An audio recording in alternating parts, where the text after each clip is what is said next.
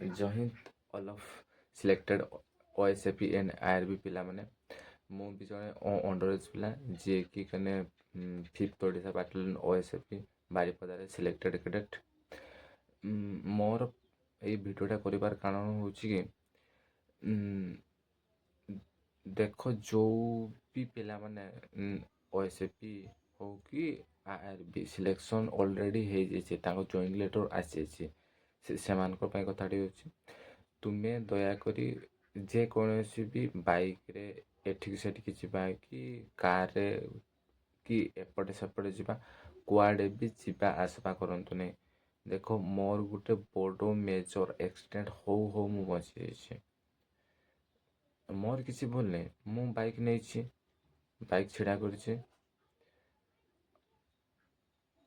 ଆଉ ମୋ ଫ୍ରଣ୍ଟରୁ ଗୋଟେ ଗାଡ଼ି ଆସୁଥିଲା, ସିଏ ଆଉ ତା ସାମ୍ନାରେ ଗୋଟେ ଛେଡ଼ି ନା ସାୟଦ କି ଗୋଟେ ଆସିଥିଲା, ତ ସେ ଛେଡ଼ା ବଞ୍ଚେଇବା ଯାଇକି ମୋତେ ବାଡ଼େଇଦେଲା।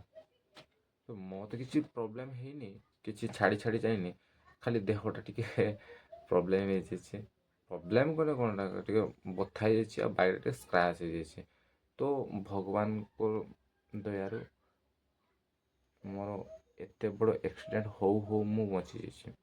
ତ ମୁଁ ଏଇ ଆକ୍ସିଡେଣ୍ଟରୁ ମୁଁ ଶିଖିବା ପାଇଁ ପାଇଲି କି ତୁମେ ବର୍ତ୍ତମାନ ତୁମ ଯେପର୍ଯ୍ୟନ୍ତ ଜଏନିଂ ହେଇନି ସମସ୍ତେ ତୁମେ ଘରେ ବସ, କୁଆଡ଼େ ବି ଯିବା ଦରକାର ନାହିଁ। ଜଏନିଂଟା ଆମର ହେଇନି, ଖାଲି ଘରେ ବସ, ଖାଅ ପିଅ ରୁହ, ଆଉ ଟିକେ ଦେହ ଫେହ ବନାଅ।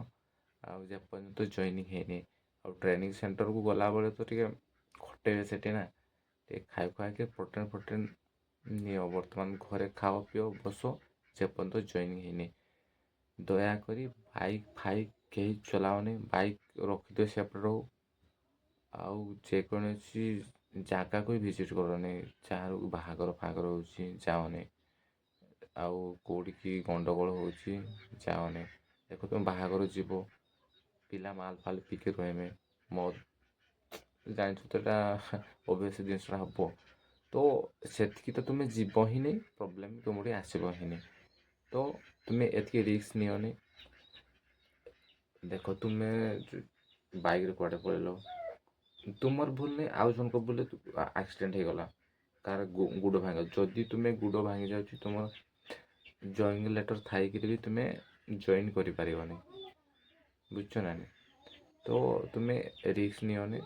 ଯେମିତି ଅଛ ଏତିକି ଦିନ ତ ରହିଲେ, ମାର୍ଚ୍ଚରୁ ଜୁନ୍ ପର୍ଯ୍ୟନ୍ତ ପାଖାପାଖି 2 ମାସ କି 3 ମାସ ହେଇଯିବ। 3 ମାସ ହେଇନି, ହେବ, 2.5 ମାସ ହେଇଗଲେ ଜଗିଲେନି, ତ ଆଉ କେତେ ଦିନ ଜଗିଦେଲେ ହେବନି?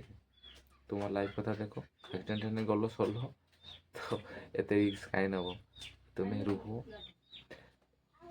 ଖାଅ ପିଅ, ବଡ଼ି ବନାଅ, ରୁହ, ଦେଖା ଟ୍ରେନିଂ ସେଣ୍ଟରରେ ବିଟାଏ ବୁଲାକି ଯେକୌଣସି ସେଣ୍ଟରରେ ହଉ ଫରକ ପଡ଼େନି, ସବୁ ଦେହ ଫେହ ବନାଅ, ବଡ଼ି ବନାଅ, ଖାଅ ପିଅ, ଖୁବ୍ ଖାଅ ପିଅ, ପ୍ରୋଟିନ୍ ଦେହ ବନାଅ।